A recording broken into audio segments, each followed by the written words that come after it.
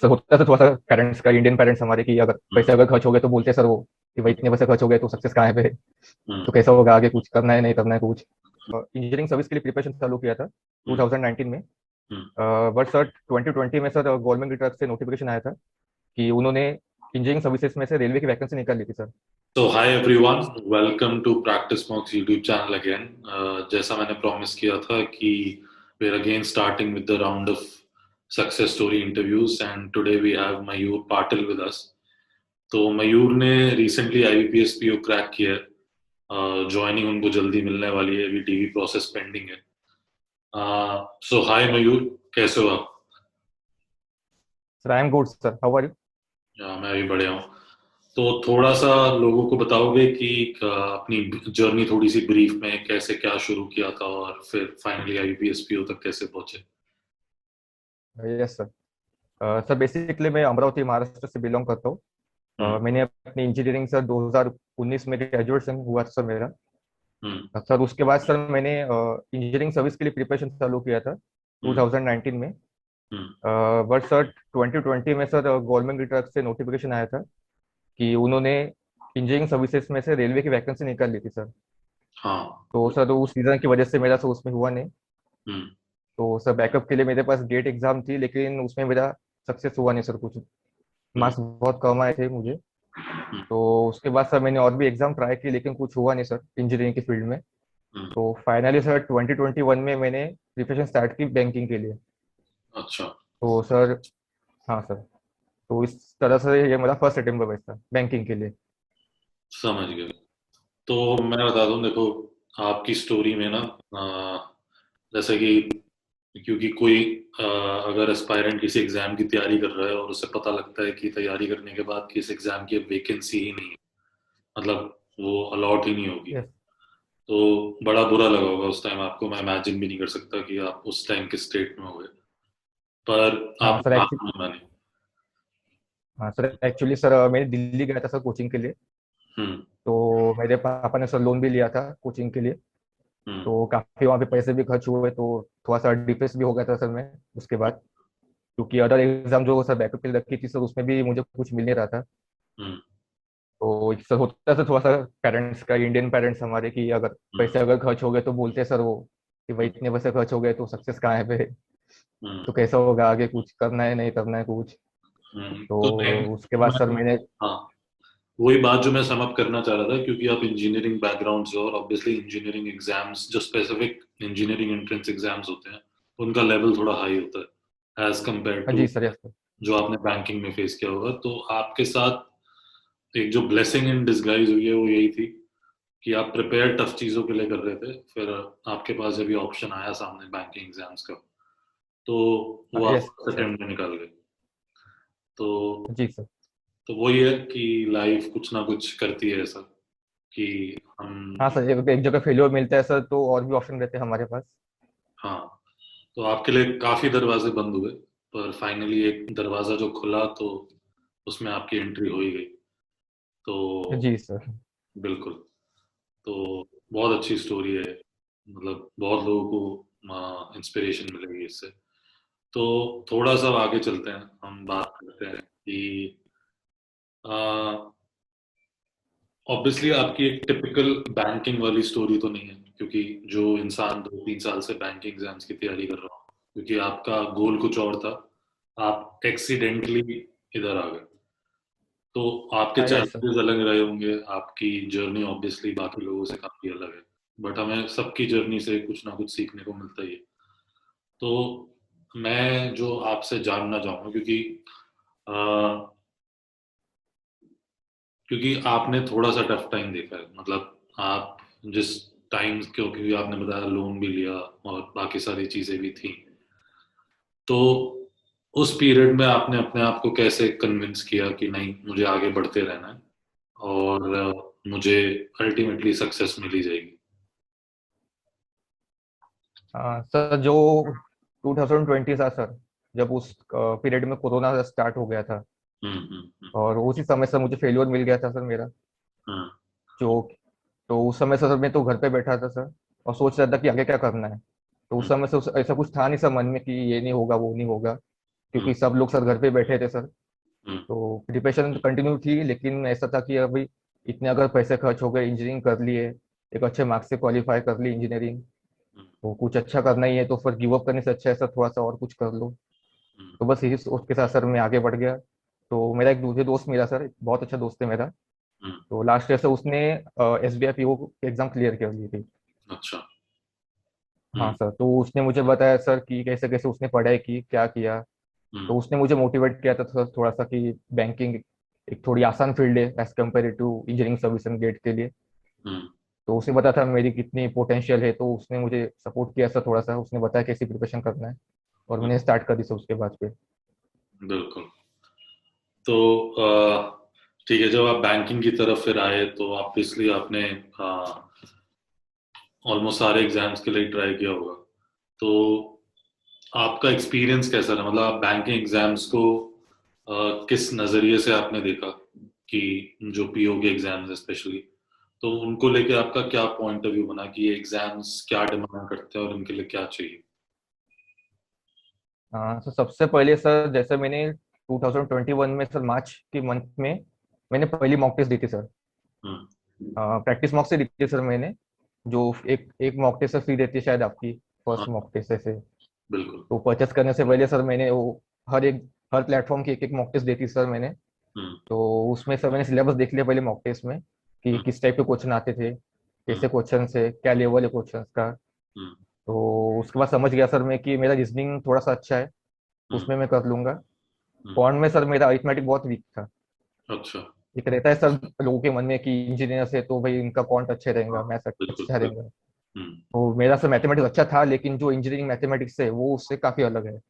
अच्छा, ठीक है। तो इंजीनियरिंग में सर जो अप्लाइड मैथमेटिक्स रहता है सर, हम्म, और यहाँ पे बेसिक मैथमेटिक्स रहता है। हम्म, तो सर उसके लिए सर मैंने फिर स्टार्टिंग से फिर जो बुक्स आती है सर कुछ मार्केट में, उसकी PDF वगैरह सर डाउनलोड की मैंने, हम्म, और बेसिक से सर यूट्यूब वीडियोस देख के सर मैंने कॉन्सेप्ट क्लियर किए अपने। और उसके बाद सर फिर मैंने ऐसे quant, English, reasoning step by step ऐसे प्रिपेयर करता गया सर मैं। हम्म, और मेरा ऐसा नहीं था सर कुछ कि ये एग्जाम देने हैं मुझे। पहले था सर कि मैं सारे एग्जाम दे दूँ, हम्म, जितने भी SBI PO, IBPS PO, clerk वगैरह। बस मेन टारगेट ये था कि सर PO की एग्जाम निकल जाए मेरी, फिर चाहे RRB PO हो या IBPS PO हो। हम्म, और फॉर्चुनेटली सर निकल गई सर मेरी एग्जाम। बिल्कुल बिल्कुल। तो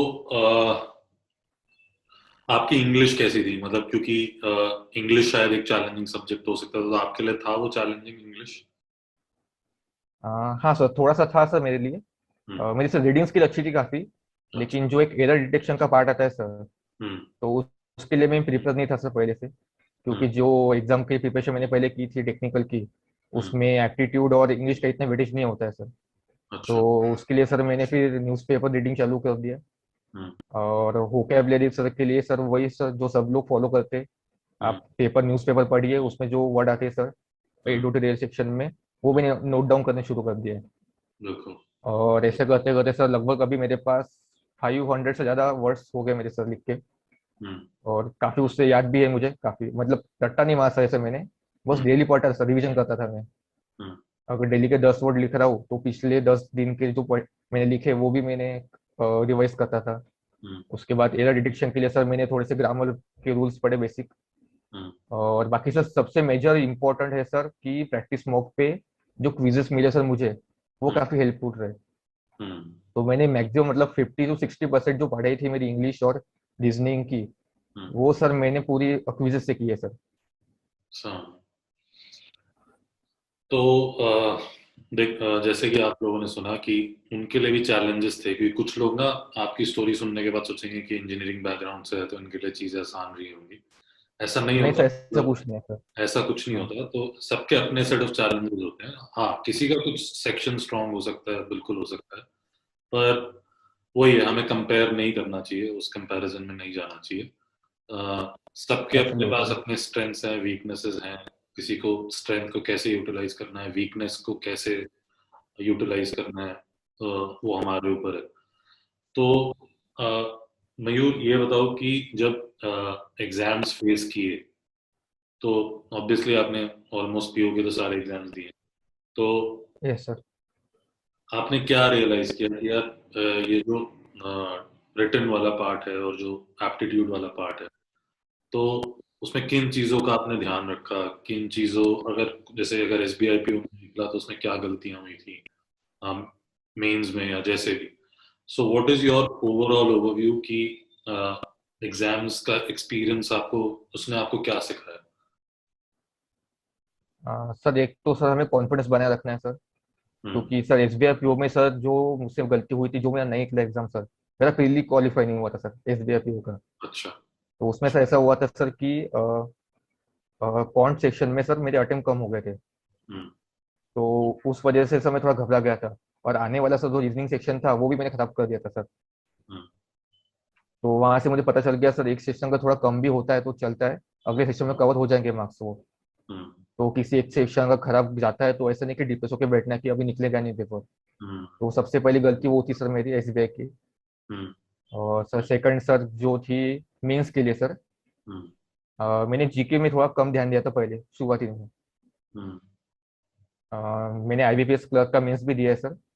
हम्म। तो उसमें सर थोड़ा एक्चुअली इस बार जो था थोड़ा टफ आ गया था सर। जो जीके का पोर्शन था, जीए का पोर्शन, जनरल अवेयरनेस। तो हम्म। उससे सर एक पता मुझे चल, एक बात तो है सर कि जीए को लाइटली लेना नहीं है सर। हम्म। मेंस की और इसकी तैयारी साथ में करो। हम्म। अगर ये सोच के चल रहे हो कि 15 दिन में मेंस निकल जाएगी प्रीलिम होने के बाद, रिजल्ट लगने के बाद, तो नहीं होगा सर ऐसा। देखो, तो वही है, आप वो गलती मत करो कि आप प्रीलिम्स और मेंस को सेपरेट ट्रीट करो, क्योंकि मेंस में दो चीजें, मतलब सिर्फ एक चीज ऐड नहीं होती जो कि है जीए का सेक्शन। मेंस में चीजें थोड़ी tough tough in the sense कि मैं टफ नहीं बोलना चाहता हूँ, बट लेंदी होता है सर पेपर थोड़ा। लेंदी होता है पेपर, तो टाइम आपको ज्यादा यस सर। देना होता है, प्लस वहाँ एक्यूरेसी का खेल होता है। इधर you have to pick the right questions. मैं ये नहीं कह रहा कि क्वेश्चन सिर्फ टफ हो जाते हैं, आपको टफ में से भी क्या अटेम्प्ट करना है नहीं करना है वो आपको सेंस डेवलप करना पड़ता है बाय डूइंग प्रैक्टिस। तो प्रैक्टिस आप तभी स्ट्रांग होगी जब आपने मेंस के मॉक्स लगाए होंगे पहले, या फिर मेंस के टाइप के क्वेश्चंस को अटेम्प्ट किया होगा पहले। तो इसलिए चीजों में डिफरेंस आ जाता है कि जब बहुत लोग प्रीलिम्स निकाल लेते हैं बट मेंस नहीं निकाल पाते। हाँ सर, सर मैं एक और ऐड करना चाहूंगा इसमें। बिल्कुल। सर क्या होता है सर, जैसे प्रीलिम की सर मॉक टेस्ट होती है तो 1 घंटे की होती है सर वो। हम्म। वो तो हम सर दिन में दो दो लगा लेते हैं हम्म। क्योंकि जल्दी जल्दी निपट जाती है सर वो। लेकिन मेंस में क्या होता है सर, बहुत से स्टूडेंट ऐसे करते हैं कि अगर 2 ढाई घंटे की मॉक है, तो अगर जैसे इंग्लिश सेक्शन दे दिया, कौन दे दिया, उनको नहीं जम रहा हो तो सर सबमिट कर देते सेक्शन वो। और हाँ। उसके बाद सॉल्व करते हैं बैठ के फिर। हम्म। ये सबसे बड़ी गलती है सर एस्पिरेंट्स की। हम्म। अगर आपको नहीं आता तो बैठ के रहो, स्क्रीन के सामने बैठे रहो, सिर्फ 2 घंटे प्रैक्टिस करो बैठने की जगह पे। हम्म। अगर आप ऐसे बीच में गिव अप कर देते हो कि नहीं हो रहा मुझसे, बाद में मैं कर लूंगा सॉल्व वो एग्जाम, तो ऐसा नहीं होता सर। वो टाइम प्रेशर बनना चाहिए सर आपके ऊपर। उस बिल्कुल। टाइम प्रेशर की प्रैक्टिस नहीं होगी तो फिर कुछ फायदा नहीं है। हाँ, तो वो होगा यही अल्टीमेटली, अगर आप मेंस का मॉक लगा रहे हो और आपसे कोई सेक्शन नहीं निकल रहा है, नहीं सॉल्व हो रहा है, तो बीच में जब आप क्विट करोगे तो उससे होगा क्या कि आपका माइंड उस तरीके से ट्रेन होने लगेगा। सेम हाँ चीज यस जो सर। आप एग्जाम में करके आओगे फिर, मतलब जैसे जैसे आपके एक्शंस क्रिएट हो रहे हैं, मतलब थॉट्स पहले आ रही हैं, उसकी वजह से वो एक्शन में कन्वर्ट हो रहा है, तो आपको आपकी थॉट्स को उस टाइम पे कंट्रोल करना पड़ेगा ताकि वो एक्शन में कन्वर्ट ना हो, क्योंकि अगर वो आदत बन गई तब आपको एग्जाम के टाइम पे प्रॉब्लम आ जाएगी कि आप बिल्कुल ब्लैंक हो जाओगे एग्जाम के बीच में। जहाँ भी आपको लगा कि 5 क्वेश्चन निकले, उसके बाद 4 5 नहीं निकले, तो आप ऐसे स्टेट यस में सर आ जाओगे, बिल्कुल। आपका माइंड क्योंकि उस तरीके से ट्रेन हो जाएगा कि वो नहीं उस टाइम उस प्रेशर को झेल पाएगा। तो ये बहुत अच्छी एडवाइस है जो मयूर आपको दे रहे हैं यहाँ पे, कि आप ऐसे बीच में मत छोड़ो। ठीक है, वो दिन अच्छा नहीं है आपका, नहीं निकल रहे आंसर्स, कोई बात नहीं, मतलब ये तो part and parcel of the game है, ऐसा होना ही है और ऐसा हमें मान के चलना भी है। क्योंकि जितनी आप अपनी एक्सपेक्टेशंस, पहली बात तो एक्सपेक्टेशन ऐसी कोई सेट नहीं करनी होती, बट अगर आप अपने दिमाग को तैयार कर लोगे कि भाई हाँ ऐसा मेरे साथ हो सकता है, ऐसा होगा प्रैक्टिस के टाइम पे, मॉक्स लगाते टाइम पे, तो आपको ना मतलब जो निराशा होती है, जो लेट डाउन आप फील करते हो किसी मॉक को लगाने के बाद, वो कम होने लगेगा। मैं ये नहीं कह रहा यस हूँ सर। बिल्कुल चला जाएगा, वो होगा आपको वैसा फील, पर आप अपने आपको कंट्रोल कर पाओगे, आप चीज़ों से भागोगे नहीं, आप गिव अप नहीं करोगे बेसिकली।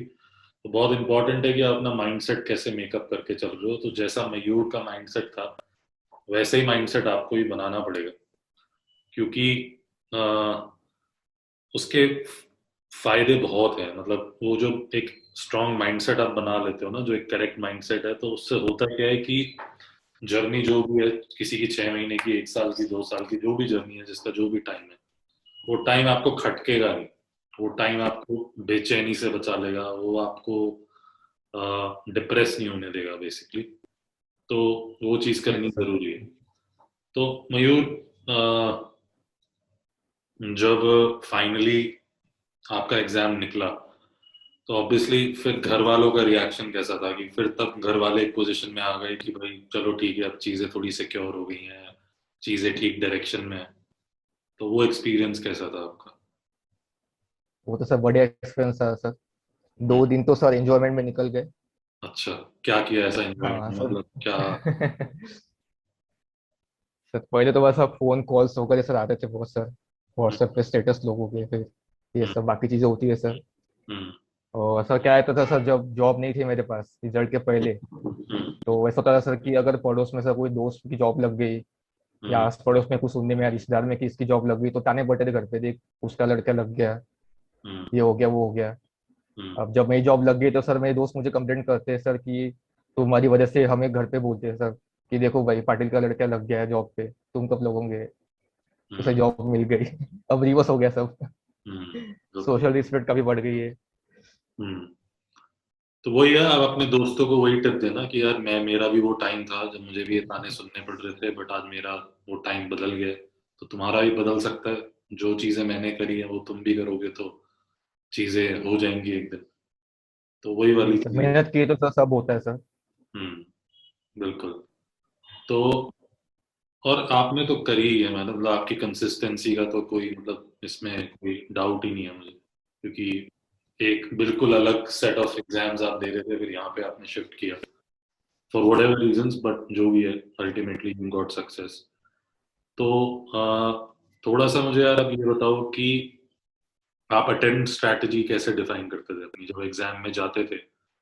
तो आप कट ऑफ देख के जाते थे, या आप अपने मॉक्स की जो प्रैक्टिस थी उसने आपको इतना स्ट्रांग बना दिया था कि आपको पता था कि पेपर जिस लेवल के हिसाब से आएगा मैं उस हिसाब से उसको ट्रीट कर पाऊंगा?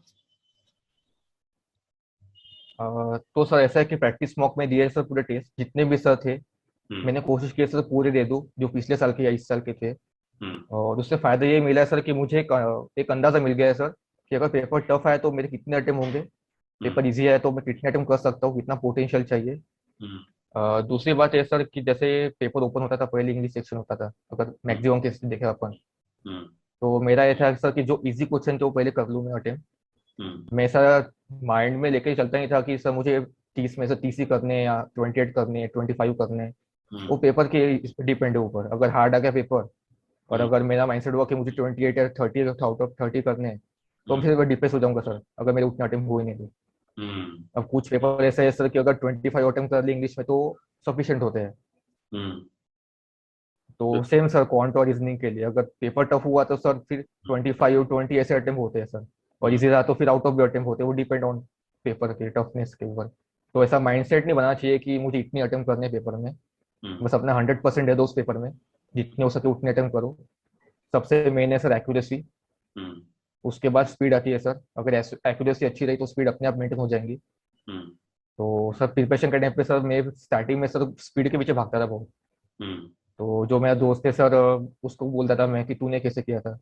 हम्म, SBW के टाइम पे मेरी स्पीड ही नहीं इतनी होती, अटेम्प्ट बहुत कम हो रहे मेरे। हम्म, तो तब बहुत प्रॉब्लम फेस किया था सर, उसने बोला था सर मुझे कि स्पीड के पीछे मत भागो, हम्म, एक्यूरेसी देखो कितना है, कंसेप्ट देखो अच्छी है क्या, स्पीड अपने आप मेंटेन हो जाएंगी प्रैक्टिस मॉक दे के टेस्ट दे के। तो हम्म, सर ऐसे टेस्ट देने के बाद धीरे धीरे सर मेरे अटेम्प्ट बढ़ गए। हम्म, और एग्जाम के टाइम पे सर उसका एक इफेक्ट है सर अच्छा वाला, मतलब मॉक टेस्ट का, कि हम्म, आप पहले से पता होता है सर कि कौन से क्वेश्चन कैसे आने वाले हैं, तो हम्म, कितने क्वेश्चन आने वाले हैं, क्या आने वाले हैं। तो प्रैक्टिस मॉक का एक थोड़ा सा, मतलब मैं थैंक यू बोलना चाहूंगा सर आपको भी, जो हम्म, आपने सर कंटेंट प्रोवाइड किया है स्टूडेंट को सर। हम्म, मतलब सर 80-90% सर मेरी पढ़ाई तो प्रैक्टिस मॉक से हुई है सर, क्विजेस और बाकी टेस्ट से वगैरह। Thank you for that. तो मैं मतलब इस चीज को जैसे सम अप करना चाहता हूँ, ये है कि जो उन्होंने बोला ना कि जिस चीज की मैं बात कर रहा था कि भाई आपकी अटेम्प्ट स्ट्रैटेजी आपने कैसे डिफाइन करी, तो मॉक्स लगाने का सिर्फ मतलब ये नहीं होता कि आप अपनी प्रैक्टिस को टेस्ट कर रहे हो, मतलब हाँ वो एक ऑब्जेक्टिव है, बट डिफरेंट टाइप ऑफ मॉक्स लगाने से हर लेवल के, इजी, हार्ड, मीडियम, तो वो यस। आपको एग्जाम रेडी एक्चुअल वो चीज बनाती है। क्योंकि आपकी जजमेंट अगर बैठ गई ठीक, कि क्योंकि पेपर कैसा आएगा नहीं पता, आईपीएस पी होगा कैसा यस। आएगा, एसबीआई पी होगा किसी को नहीं पता, मतलब किसी माई के लाल को नहीं पता ये चीज कि कैसा आने वाला है, कितना ही बड़ा टीचर हो, कितना ही बड़ा होनहार स्टूडेंट हो जिसने 10 एग्जाम निकाल दिए हो, ये कोई नहीं आपको बता सकता एक दिन पहले कि भाई पेपर कैसा आने वाला है और कट ऑफ क्या जाएगी। तो जी बिल्कुल सर। अगर ऐसा कोई आपको बता रहा है तो उन लोगों से आप दूर रहो। और तो उसमें दूसरी चीज जो है वो यही है कि आपके पास फिर क्या है, मतलब आप क्या कर सकते हो अपना बेस्ट, कि क्योंकि अगर नहीं, अगर चीजें इतनी अनप्रडिक्टेबल है तो you can make it as predictable as possible. मतलब इस लाइन पे आप लोगों को ध्यान देना चाहिए कि अगर चीजें अनप्रडिक्टेबल हैं तो I can minimise my risk to make it as predictable as possible. तो वो आप कैसे करोगे, उसका एक बड़ा सीधा सा रूट है। जितनी भी आपने मॉक्स की प्रैक्टिस करी है, अगर आप मॉक्स को एनालाइज कर रहे हो तो आप उनको ऐसे सेग्रीगेट करो कि आज का पेपर टफ था, इजी था, मीडियम था, कैसा था। अगर मीडियम था तो मैं कितना खींच सकता था, इजी था तो मैं अपने अटेम्प्ट्स कितने मैक्सिमाइज कर सकता था विद एक्यूरेसी। हार्ड है तो सबके लिए हार्ड है ना, मेरे लिए हार्ड नहीं है, सबके लिए हार्ड आएगा वो पेपर। तो उस चीज में मेरे को कैसे रिएक्ट करना था। तो जब आप ये प्रोसेस के थ्रू बार बार गुजर जाओगे, जब आप इसको अच्छे से कवर कर लोगे इन चीजों को, इन फैक्टर्स को, तो आप अल्टीमेटली एग्जाम रेडी हो जाओगे। फिर आपके जितने भी डर हैं कि मैंने सारा सिलेबस कवर किया है, नहीं किया है, मेरा कितने अटेम्प्ट्स होंगे, नहीं होंगे, जब आप जिस दिन आप इस डर से मुक्ति पालोगे, फिर आप एक ऐसे फेज में आ जाओगे कि भाई कोई सा भी एग्जाम आ जाए, मैं चाहे आज 20 तारीख है, 20 तारीख को मैं एसबीआई पीओ दे रहा हूँ, 21 को मैं ये दे रहा हूँ, 22 को ये दे रहा हूँ, आपको फर्क ही नहीं पड़ेगा। आपको बिल्कुल कोई फर्क नहीं पड़ेगा अगर आप इस स्टेज पे अपने आप को ले आए कि आप तीनों दिन में 3 एग्जाम्स लगातार दोगे, आपको ऐसा लगेगा मैं मॉक्स ही लगाने जा रहा हूँ। जो एसबीआई पीओ का खौफ है, आईबीपीएस पीओ का खौफ है, आरआरबी का खौफ है, वो सब निकल जाएगा। क्योंकि आपको पता होगा कि मुझे अगर ऐसा पेपर आएगा तो मुझे क्या करना है, अगर ऐसा पेपर आएगा तो मुझे क्या करना है। Category A B C D जितनी भी वो कैटेगरीज हैं, अगर आपने वो अपने आप जज कर ली तो आप मान के चलो कि आपका 90% काम हो चुका है। हाँ, 10% उस दिन आपने कैसा रिएक्ट किया, कैसा लक फैक्टर रहा, कंप्यूटर चला नहीं चला, आपका दिमाग कैसे चला, वो अलग चीज है। पर अल्टीमेटली एक ना एक दिन एक पेपर आप ऐसा फोड़ के आ जाओगे कि जो आपको आपकी नैया पार लगा देगा, और वही हमें चाहिए। So you will have to minimise your risk by making things predictable, and we already know that things are unpredictable. तो अगर आपने ऐसा कर लिया तो आप चीजें कर जाओगे। और ये सबकी कहानी है, आप कितने भी इंटरव्यूज उठा के देख लो, सब आपको यही एक पीस ऑफ एडवाइस मिलेंगे। आप बार बार इंटरव्यूज देखोगे तो उसमें आपका ये चीज बार बार आपके दिमाग को एम्पलीफाई करनी चाहिए कि भाई चीजें ऐसे ही हैं और मुझे ये रोड मैप फॉलो करना है।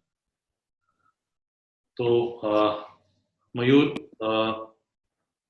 थोड़ा सा मुझे ये बताओ कि जब आप एक स्टेज पे जब आप आ गए कि जब आपको समझ में आ गया कि भाई मुझे ये गेम कैसे खेलनी है और मुझे ये मॉक्स कैसे लगाने हैं, और क्योंकि आपका एक वो पॉइंट आया होगा, तो उस पीरियड के बाद फिर आप जब एग्जाम वाले दिन जाते थे तो क्या सोच के जाते थे, और किस माइंडसेट को मेकअप करके जाते थे कि यार मैं ये चीजें करूंगा और ये चीजें मुझे नहीं करनी। तो वो लाइन आपने कैसे ड्रॉ करी? तो सर जैसे मैंने बताया था कि सर मैंने प्रिपरेशन चालू की थी मार्च 2021 से। हम्म। तो सर कम से कम मुझे 2 से 3 महीने लगे सर एक बेस पकड़ने के लिए, एक अच्छी मॉक के मार्क्स लाने के लिए सर। हम्म। स्टार्टिंग में सर मुझे तो सर 100 में से सर प्रीलिम में 20, 30, 35 ऐसे नंबर मिलते थे। हम्म। तो मुझे याद है सर जो मेरी पहली एग्जाम थी वो एसबीआई क्लर्क की थी एग्जाम, हम्म। जो कि मुझे शायद 2 या 3 मार्क्स से मिस हो गई थी मेरी।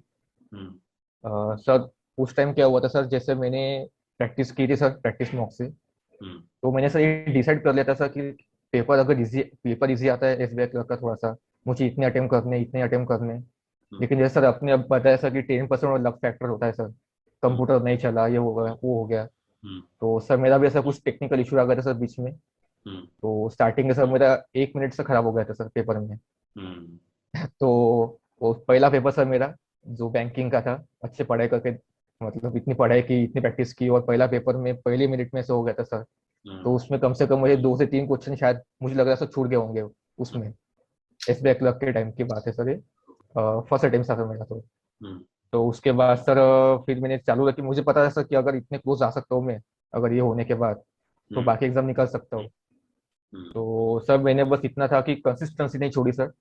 हम्म मॉक टेस्ट लगाया सर मैंने, हम्म जो 20 25 30 मार्क्स से लेके 50 60, मतलब 70 80 तक।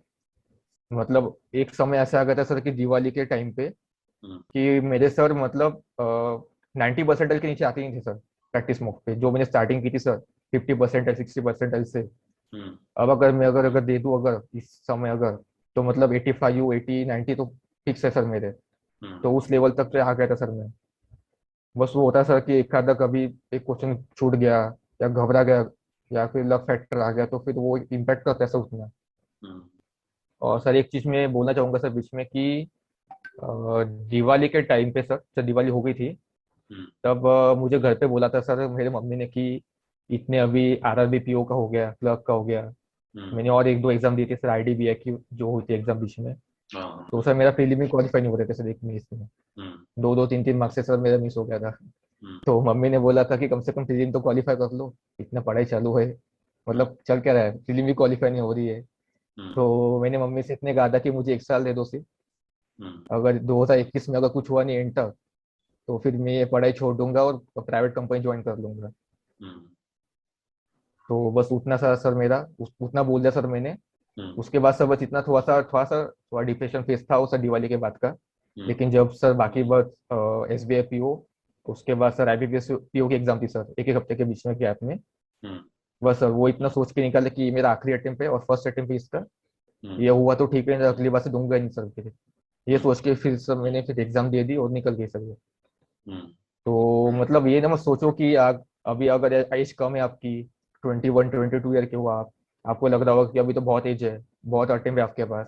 हम्म अगर आप ये सोच रहे होंगे कि 3 अटेम्प्ट है मेरे पास, तो वो पहले अटेम्प्ट में हो गया नहीं सब पेपर हो। अगर ये माइंडसेट है आपका कि 3 अटेम्प्ट मेरे पास बाकी है और आराम से निकालूंगा पेपर, तो माइंड में ये रखना है कि भाई ये अटेम्प्ट है, पहला है, आखिरी है, इसमें निकालना है पेपर। नहीं बिल्कुल तो मेरे सर, मेरे जो आस पड़ोस में कुछ लोग हैं जो अभी भी ट्राई कर रहे हैं सर, जो मेरे से भी 2 2 3 3 साल बड़े हैं, हम्म अभी भी लगे पड़े हैं सर, वो उनका हुआ नहीं अभी तक। वही होता तो है सर जब उसका माइंड सेट क्या है सर? आप 100% नहीं होता वो बात अलग है, बट आपको हर बार अपना 100% देना होगा।